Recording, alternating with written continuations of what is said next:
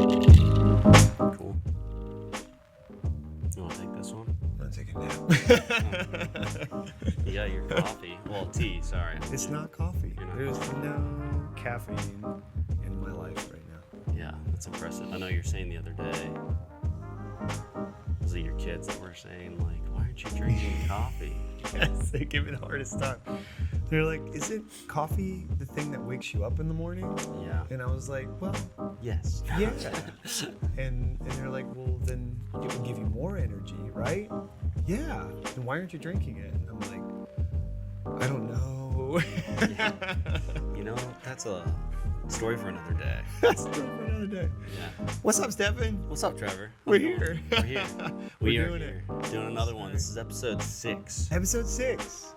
We've stuck with it, man. Stuck with it. This is good. By 6, you feel like this is going to be a thing. Like, we're just going to keep going It is a thing. It's until easy. we It's make a a few, show up and a few subscribers. yeah, I know. And it's like we've changed backgrounds almost every single episode. This is true. Sorry about that. Again, Yeah. you might hear some construction, but Yeah. where we were at, trust me, was much worse Yeah, than it where was we brutal. are I know. right now. A lot of hammering. Whole half of our office space just got sold, I Yeah. guess, or is being rented to someone different, and they are renovating the entire thing, and it's very low. Yeah, and I think it's good though. I mean, I was just telling you when you came in, there's a lot more people here. And I enjoy that. I mean, I think It it's keeps like, everybody tight, I right? know. We were all spread out, yeah, and now we're all in one place. yeah. I like it. I mean, I don't know what necessarily is all going to happen, but so far I'm liking it. I don't know if I won't like it late and soon, but we'll find see. out. We'll see. We'll find out. We'll see. Well, hey, man, here we are again. We are going to get to some fun topics in a little bit, but first, Yeah. let's catch up. Yeah. See how life is. What's been Yeah. the craziest thing that happened to you this past week? Craziest thing. You know, I've been helping one of my buddies. He's got a landscaping company, and I've been You helping mentioned that him last week, right? Yeah. And it's been fun. I've been, doing some mulch work, planting stuff. Like, there's something about like using your hands. Like, I love doing work like that. Yeah. And so did a couple jobs with him. So that was awesome. And then I did a birthing class with my wife last night. Oh my gosh, was that awesome? Or Did what? they make you hold the ice cube? No. Did they do that? No. It's like a pain tolerance thing, to, like, teach men to understand Maybe how women have to deal with like pain Yeah. contractions. Maybe that's day 2. Because so it's a 2-week class, and it was 3 hours last night, and it was. I think it's hard for them to like really teach that kind of stuff, like and keep the attention span. Like, it reminded me of school of like at about like the hour and a half mark, I was like, all right, I am tired and don't want to. It's so hard to focus, and but it was good. I mean, I think it helped obviously my wife prepare, and then me as well. I mean, I think any type of preparation, whatever it is, I think is gonna be helpful.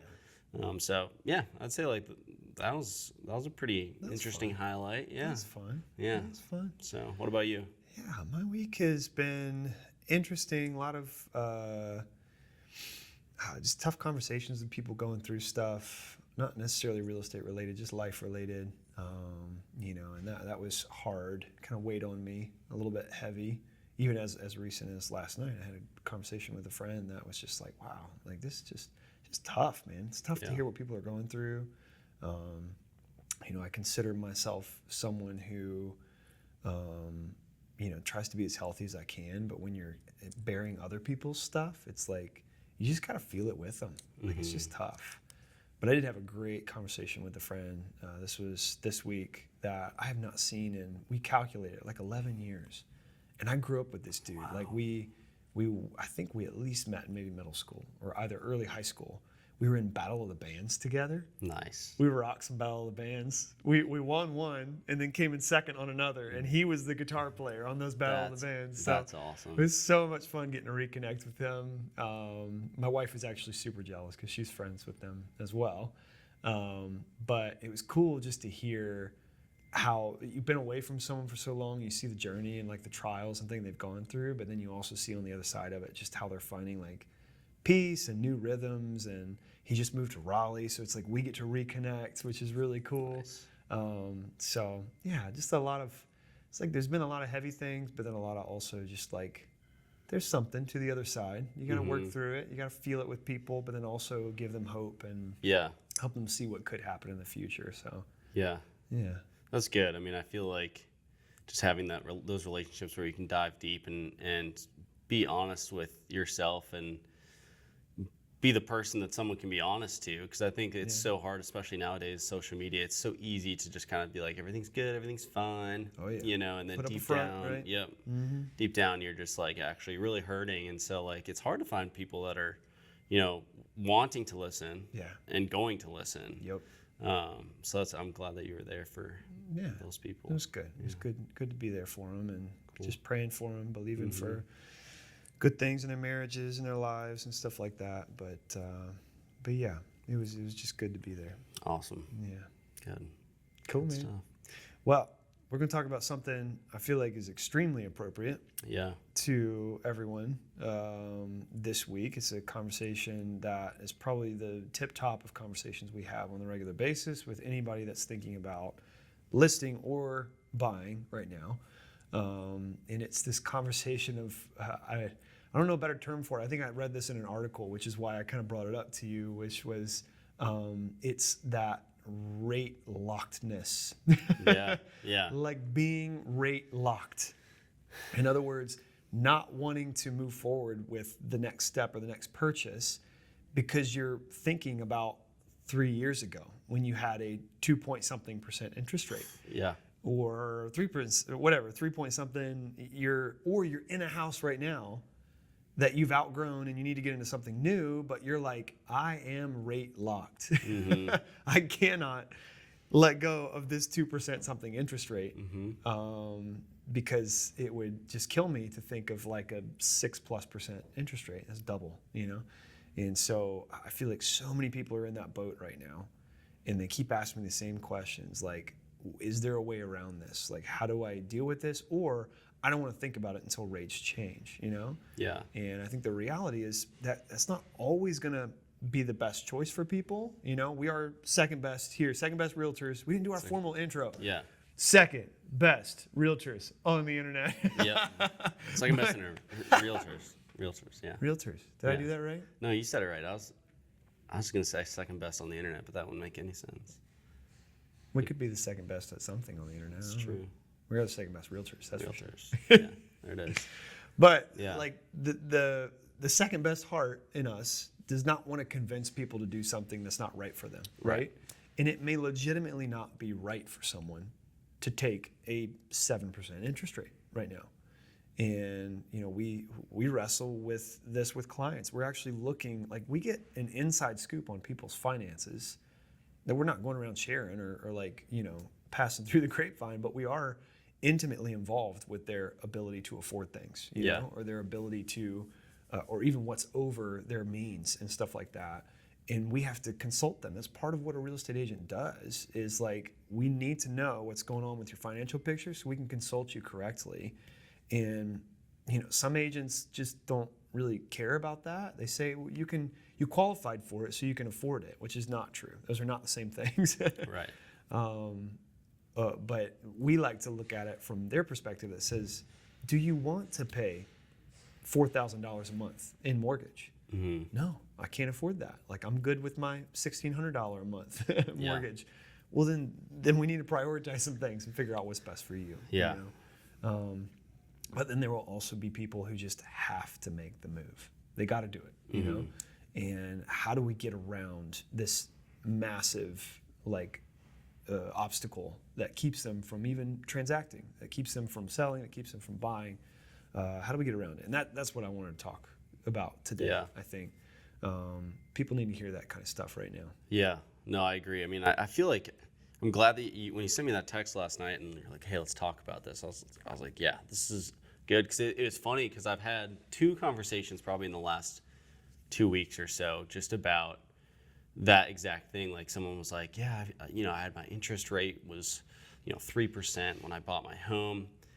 I can't sell. I need to, like, he's got 3 kids. He's like, I need to get a bigger home, but I can't. But you can't. He's like, I just can't do it. Yeah. He's like, what can you do? And and then I had another conversation with a little bit different situation, but he owns a home, but he wants to get into investing. But he's like, I don't know if I can right now. Like, I've got a decent interest rate. Like, he was asking questions like, should I put my home and rent my home and get another, like, because my interest rate is lower, should I rent my home? And then that's how I get into another property. Like, and it's just trying to figure out how to navigate those conversations to, again, be the second best and put them first and say, like, hey, is this a good move for you financially? Yeah. Are we being like the fiduciary role that we're called to be in that relationship? And so I'm glad you texted me last night about this, because it's like, I think this is a really pressing time, especially with interest rates hovering right at that 7%. It's like, holy cow. Yeah. Like, I don't know anybody that will just gladly say, oh, sure, I'll take a 7% interest rate. Like, nobody that wants to purchase wants to be in that situation. It's so, and it's not just the matter of interest rates being that high. We talk to our parents and like older people, well, back in my day, I had a 12% interest rate. Yeah, but you paid $20,000 for your house. Yeah. That's a different amount of money we're talking about on a $20,000 mortgage versus a $500,000 mortgage. Like, that's a big difference. And this generation is the one that's paying the cost for interest like nobody ever has before. Like, I don't even want to see statistics on how much, like, dollar-wise. And granted, there's inflation. Like, we're making more money than we did back then, but it's certainly not equivalent to the difference in interest that people are paying. It's astronomical. Like, it's just crazy. And so I think that's what people are feeling so hard right now is like, nobody wants to be in that place. Nobody wants to pay that much in interest. And yet they've got to live somewhere. And sometimes they're just forced to move. A job pushes them that way. Family pushes them that way. Family is in like people you need to be around, or just too many kids. You get more space for your family. I've seen families make homes work that I never thought would be possible with 3 or more kids. Because they're rate locked. Can't do anything about it. So as a way of, I guess, defining it really quickly. So I consider rate locked being either someone who is in a really good low rate and they need to move up and get a different house, or they need to get out of their living situation, but they can't because they can't accept the higher interest rates or can't afford it, or someone who needs to break into ownership in general and is looking at home prices and interest rates and going, I can't do it because the interest rates are too high. If it had been, back in the 3%, I could pull it off. So that's what I'm considered like rate locked. Not like the generic lender term we all use, which is locking your rate. Right. This is like, you can't do anything because the rates are where they are. No, I think it's good. I think we should.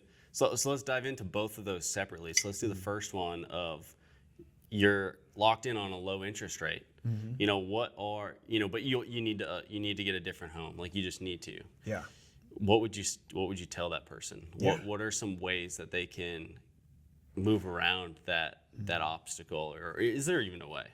There are ways, and again, I would only consult this if if once you get all the dominoes in a row and they fall over, you're going to be sitting okay with your mortgage payment, right? You're not going to be astronomically higher than what you were before, or maybe you are higher but now you can afford it and you just have a different ability to pull this off.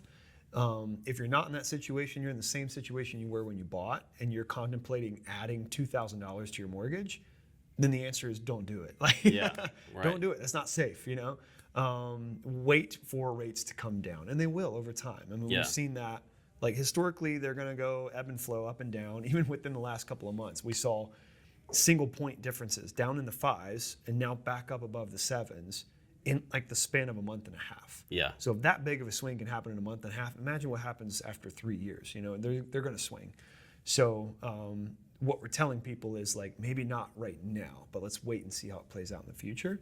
And if they can pull it off, then great. If they can't, and they've got to make something work, this is where we have to get creative, right?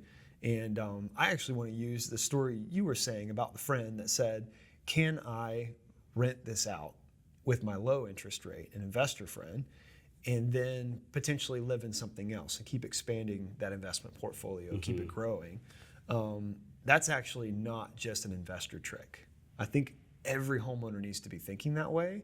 Specifically, if you bought your first home as a first-time home buyer, and you knew you weren't going to stay there for very long. But now you find yourself in a need, like a necessity to update in order for space. Maybe you've had kids or whatever. You just need to get into a better area, school zone, whatever. But your motivation is like, how do I get into that next home, but I don't want to lose this interest rate? You've got some really positive things going for you, even as an owner-occupied live-in owner. Don't think about it like an investment. Just think about it like, how do I get to the next home? You can sell it and cash out your equity and then chunk all that equity at the new house. You can do that, and the numbers might work out, and it might at least get you down to a decent ballpark of payment. You're going to be paying more, but it might be a better ballpark, right? Or you can look at that and go, okay, what happens if I kept this house with my low interest rate?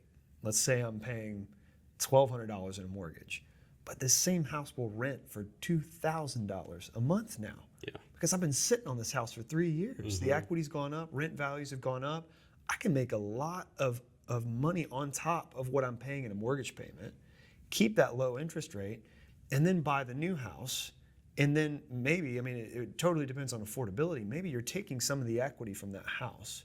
You're borrowing on it, like a HELOC or something like that. And then you're funding a brand new loan that's higher, significantly higher maybe, but not out the wazoo, right? Just like a home that has what you need. It has the space you need. Also not the home that you want to stay in for 30 years, but it is a new home that has the space you need, better options, all that. But you can afford it by maybe borrowing against your equity, and you're looking at this $800 of difference that you're making every month to help you offset that next payment. You know? It's not just cash, like, okay, it's going to be sitting in my pocket every month. I got $800 extra dollars. Well, no, if you're paying a higher mortgage, you have to offset that a little bit. So what happens if that $800 actually helps you offset it enough to make it make sense? And this is where you can get really creative in those situations and go, okay, so theoretically I could afford a much higher interest rate because I'm holding the property I had. Otherwise, you look at it and go, well, I'll just chunk this $100,000 of equity in there, but the payment's still too high. Yeah. But what if I get $800 to offset an increase, and that's actually an even greater offset than just selling it and chunking all the equity into a down payment? Yeah, because then now you got two assets, right? You're basically hacking interest rates. Yeah. You know? Yeah. You're like, I got a low interest rate over here. That's going to help me pay for the high interest rate over here. Yeah. And now you have two properties that are appreciating simultaneously, which means you got 2-3 years down the road, you're like, yeah, I do want to get rid of that house.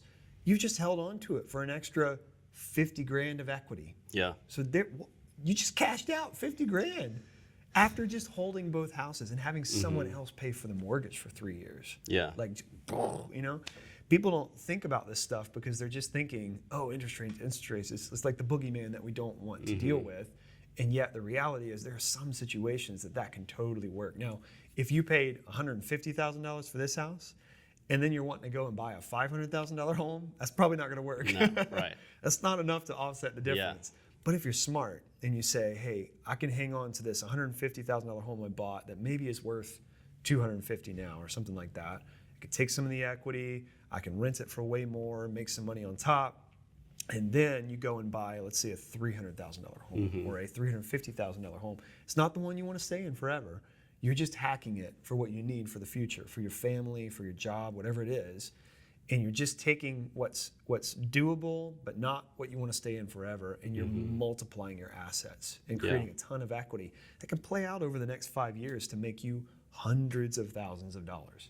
Yeah, and I like, just to kind of like rewind a little bit, because I know you use the term HELOC, and I don't know if a lot of listeners necessarily know what that means, and that could probably be a whole video series in itself. But can you give like a brief example or a definition of what that means, or how someone could maybe implement that into using what you're talking about? Yeah, so HELOCs or home equity loans, they're kind of similar products. A HELOC is more like a credit card. You have to think about it like that. Home equity line of credit is what the acronym stands for. And so it's like a credit line that you can pull from, but that credit line is based off of the equity that's in your home. So a home equity loan, which is slightly different, is you're just getting a chunk of cash, you know, and a loan amount. And then that loan has a term, just like any other term. Same thing with the HELOC. It has a a term that you would be able to pay it off by or something. You can't just have it indefinitely. It's like for a specific term. But the cool thing is the rates are actually really good because it's based off of a physical asset. It's not based off of credit or something like that. It's based off a home that has inherent value. So the bank's willing to lend you money on that, and the rates are actually comparable, if not even maybe slightly lower than a mortgage loan. Yeah. So you're getting maybe you're purchasing a new home, you borrow on that HELOC or the home equity loan, and you use that as a down payment and like offset of cost going into purchasing the new loan. There's still payments, so it's not like you're borrowing free money. You still have payments, you still have to pay those. But if it can help you get a better rate and a better like ability to purchase that new home, then it kind of helps in a massive way to help you make that step, and get out of your current home. And so a lot of folks do this for like renovations and things they want to do to their home. They just borrow in the equity, and you're making payments towards paying that back over time.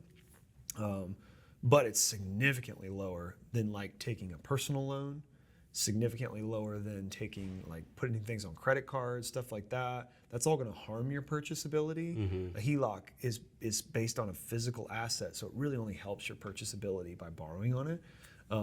Not always, obviously, that's a blanket statement, but the goal is if it's affordable and you can do it, then basically you're making a mortgage payment and you're making a HELOC payment side by side. But again, the goal is to offset that by renting it, your first home at the same time. And maybe that would completely erase this HELOC payment. See what I'm saying? So there's something being gained, and then the HELOC payment's gone, and now you're just paying this mortgage payment, which you could totally afford because you offset it by the HELOC. Right. So it's a bit of a dance. Like you got to work the numbers and make sure it works. You don't want to purchase way outside of your means in order to do that. But it is a way to accomplish the short-term goal of I just need to get out of this house and get into something better. Yeah. And so that's a way that people can utilize equity that's kind of non-traditional. But it's a really cool path to investment in getting out of that rate locked mindset, right? Yeah. No, that's good. That's super helpful. I'm just thinking of one of my buddies that, this is like, I feel like just answering the question perfectly there. So, I mean, I think it's a song and dance constantly. Yeah.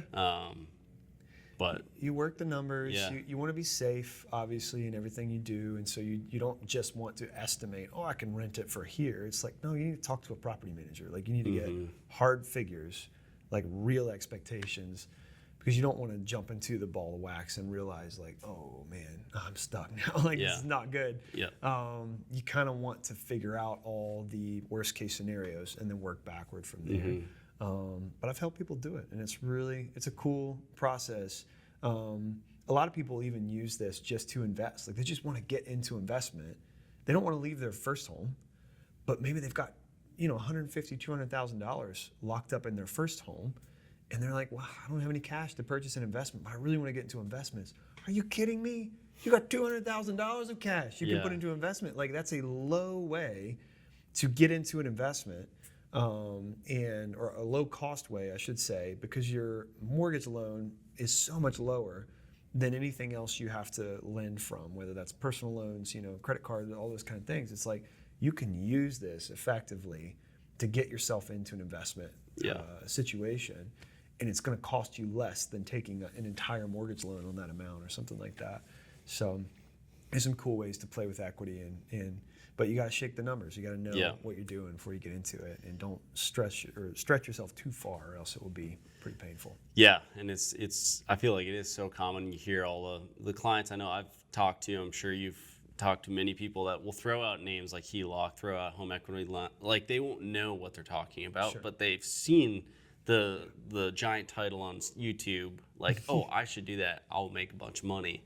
When it might not be the right call for your situation. Right. But it might also. It's about investigating, and sometimes it costs a little bit to investigate, and like getting a property manager to look at it, like doing all those things, doing the due diligence of, is this a right call? I think we just live in a time that I find myself too with it, whether it's like fitness pages or like workouts or whatever. It's like, I'm gonna just try to find the one that's like, whatever it is. It's just like so like this is the answer. And it's like, well, it might not be the answer for me. It might be the answer for 20% of the population or whatever, but Not it necessarily does, for everybody. you really do need to invest in yourself or in your situation. So Yeah. Another thought, and kind of carrying on from that situation of like, okay, we're stuck in a house, but we're okay selling this. We're okay letting it go to get into the new thing. But then the new thing is going to cost too much money. Like, how do we deal with that? Like, I guess, obstacle for people that feel rate locked. I think there's a couple of ways to kind of aim at it from a different perspective to help you see kind of what you're getting into. The first is, if you're looking at a market like the market we're in right now, and you're thinking, I want to purchase a house, but the rate is just too expensive. Again, are you counting the cost of what happens when rates decrease or change over time? Because it's kind of worth running some numbers and looking at that scenario too. If, let's say, just hypothetically, you sold this house, you have $150,000 of equity to use, but putting into a new house would still be way too expensive. It would be $1,000 more a month, than you want to be paying right now. And you've really gotten used to this low, mortgage payment every month. So that $1,000 is like, that's a lot. Okay, but can you afford it? If the answer is yes, I can afford that $1,000 a month, I just don't want to. Well, then ask yourself, what happens if that $1,000 cuts in half next year? And people are like, how the heck is that going to happen? If interest rates swing, like, it will change dramatically. We were just having a conversation before we got online about how everybody says, oh, 7% interest rate, 7% interest rate. That's scary, but it's not actually 7%.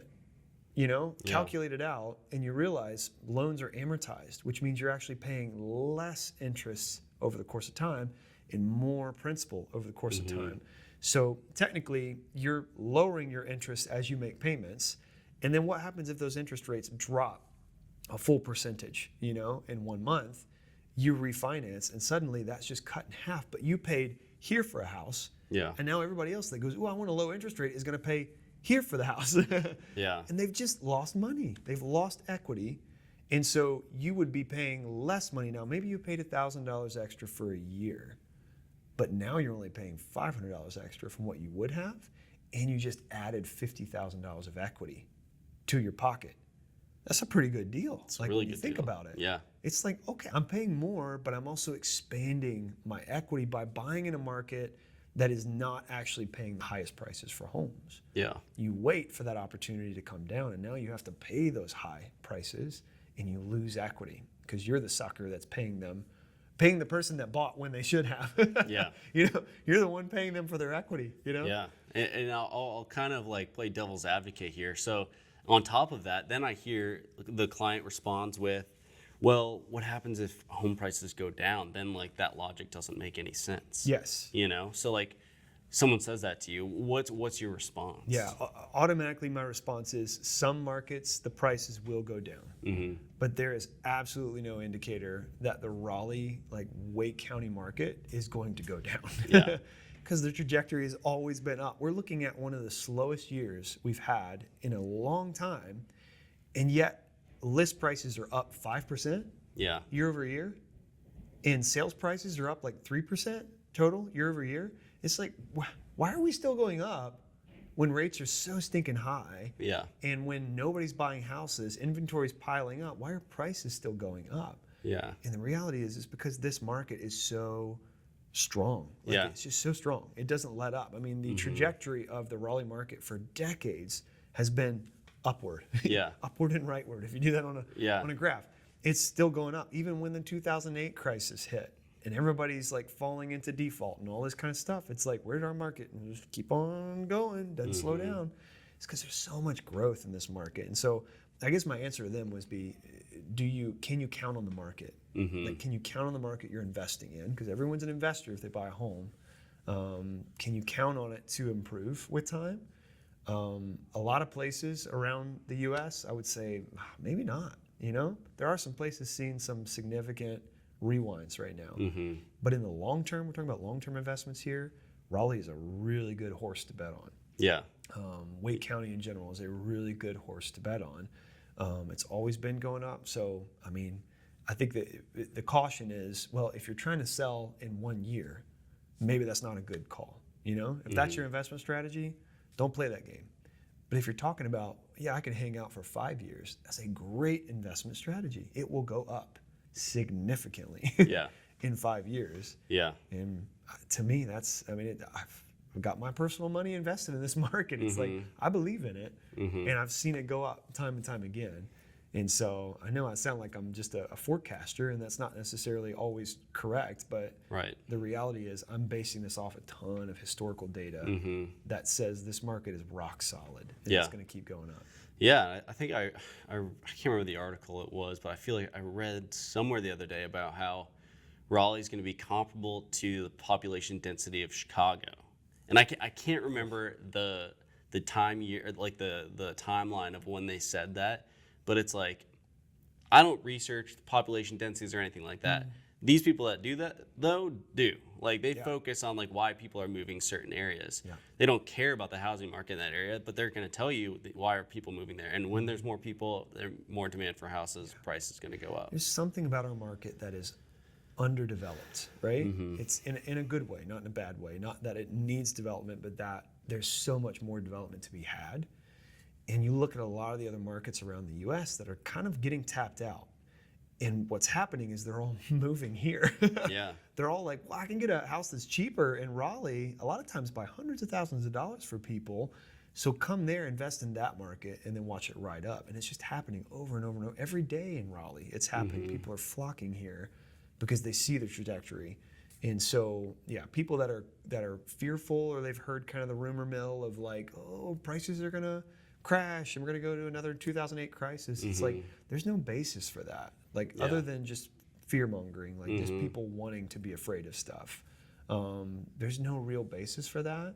And everything we see says the Raleigh market's going to continue to go up in value over time. So Yeah. I think it's a safe bet. Yeah. Yeah. I agree. So the other aspect of that dynamic that we were talking about is something I've just recently stumbled into a lot of really interesting statistics about, which is new construction. You know, a lot of people go, can't afford the interest rate, can't afford the house price, so it's not an option. And I say to them, have you thought about new construction? Because a lot of people don't think that way, especially if their first purchase was a tiny little ranch home in, in East Raleigh or downtown Garner or something like that. It's like they're not thinking about the possibility of new construction because they think it's out of their reach. And I thought it was fascinating. Actually, I gotta read some of this stuff because it's really cool. But one of the crazy statistics that came out this past month was that new construction is actually trending downward in price. So you think about affordability, you think, well, new construction's off the charts for me. Like, I cannot afford it. Then why is new construction trending from an average of $473,000, around that about, last year, same time, to $453,000 right now, this year in Raleigh? I don't think it's because they've lost that much of a market. Again, our values have been going up over time. So they're not losing value, they're selling for less. Or they're developing product that costs less. Because builders are smart, right? They know rates are going up. I've got to build something that people are going to buy. Right. And so they're actually building product that costs less and making the barrier to entry much less. And so it's gotten to the point now where I see a resale listing in the same vicinity as a new construction listing, and the new construction listing actually costs less. Yeah. And I'm like, what in the world? Why wouldn't you pick the new construction? It's better shape, you know? Yeah. You don't have to deal with any of the deferred maintenance from the other one. You get in a great brand new house with warranties attached.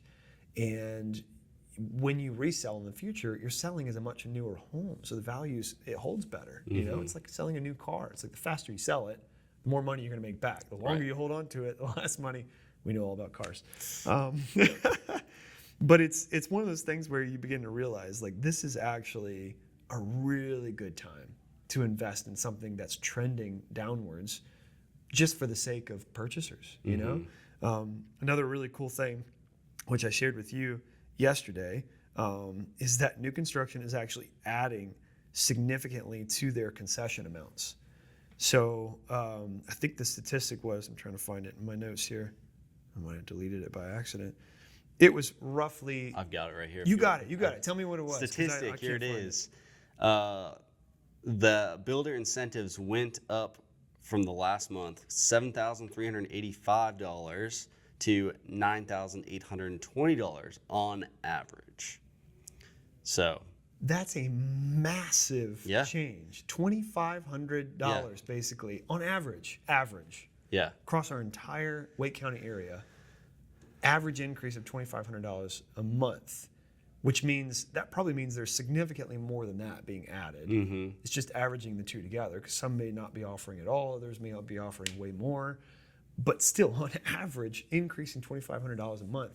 So what builders are doing is they're lowering the barrier even further to purchase by saying, I'm going to cover so much of your cost. Like, I'm going to ask you to buy my house and I will cover all of your loan costs, everything, including rate buy downs, including things to make this payment more palatable for you for the next several years. And it's like, wow, that might be the perfect ticket item to get you into a new home. If I can take their money, push it towards, let's say, a 2-1 buy down, and my interest rate is no longer 7%, it's now 5% for the first year. yeah, And then 6% the second year. It's like they're helping you get into a home and get into a decent payment. And then you're just really waiting on the time, the market to shift, the rates to come down, to get back into that. Again, you don't want to do this if you can't afford it. If you can't afford it at the current interest rate, 7%, don't play that game. Don't just take their money and bet on everything going your way, because you don't want to be the one that has like a, $4,000 a month payment a couple of years down the road and you can't afford it and you go into default or whatever. That's not good. So make sure you can afford it, but use that money. Like, use it. They're throwing it at you because they need to make sales. Okay. yeah, I mean, literally just, this was Saturday, I showed a house in Angier with some folks, and we're looking at the incentives, and I was like, something doesn't seem right. This can't be right. So I called the builder, or the agent for the builder, and I'm like, are you sure this is 5% of the purchase price you want to give to my clients plus a $5,000 move-in incentive to use towards like fridge, washer and dryer, blinds, like all those things? And they're like, no, that's totally right. That's what we want to do. So the purchase price they were looking at, that would be $20,000. yeah. They're throwing at the purchaser. That's a lot of money. That's a lot of money. It's a lot of money. You could easily buy a 2-1 buy down with that. Maybe a 3-2-1. I don't know. You're just prepaying interest in that situation, just to clarify for our viewers. So you're prepaying that interest with the builder's money that gets you a lower payment for at least 2 years. Right. And then you're just waiting on the market to flop, and then you refinance and get out of it. Wild. That's a lot of money to offset your cost, and that's not going to happen pretty soon. Yeah. Like, bye-bye, birdie. It's flying away when the rates come down, because the builders are going to be then in demand. Right. And they're going to go, I don't have to offer $9,800, I can offer $2,000 if I want, with a preferred lender if you choose to use them, but it doesn't matter to me. It's like, they're totally doing this because there aren't buyers out there. So if you're a buyer looking, you got an opportunity right now with new construction. You got a great opportunity to get a crazy deal on a brand new home. So, I mean, that's another way to get around this. Yeah. Rate lockedness. Rate lockedness. Yeah, it's opportunity. It's finding the opportunity. It's always going to look different, and different interest rates, different numbers. Let me ask you this, because you're a little younger than I am. You just get started in like parenthood, marriage, all that kind of stuff. Good stuff. Yeah, great stuff. Not to gloss over that. Very good stuff. But what does the person that like you're friends with, that you're kind of in this conversation with, what do they say about the hypothetical of, hey, what if I just moved 10 minutes further outside of Raleigh? Then I could afford a house. What would they say to that like obstacle? I mean, honestly, like, I was talking to them the other day, and it's, if the home is cheaper and the monthly rates are cheaper, they're fine with it. Like, they're completely fine with it. It's the number, the monthly number. Yes, the numbers matter more even than the location now. Yep. So this is what I'm saying that because a lot of people have this obstacle in their mind that says, if I sell this house, I need to be in an identical location. I need to be in the same area. I've gotten used to how close I am from work. I've gotten used to how close I am from shopping, all those kind of things.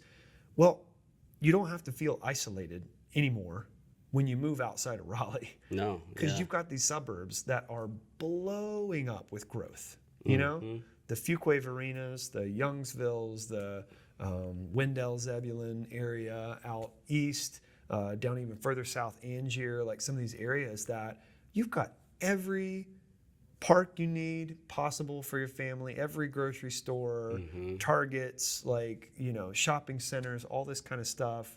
In worst case, it's, you know, 10 minutes further away from you than it was where you lived 5 minutes away from it then. It's like, okay, suck it up. You can drive 15 minutes to Target.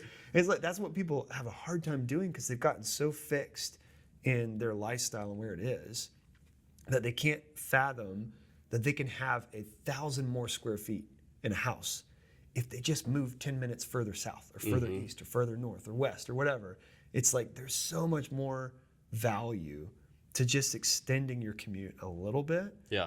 And of course, Raleigh is just, you know, expanding all the time, that it's you don't feel isolated in any of these areas anymore. You actually feel like you're in the hub, you know? You feel like there's a lot going on in this small town now. Yeah.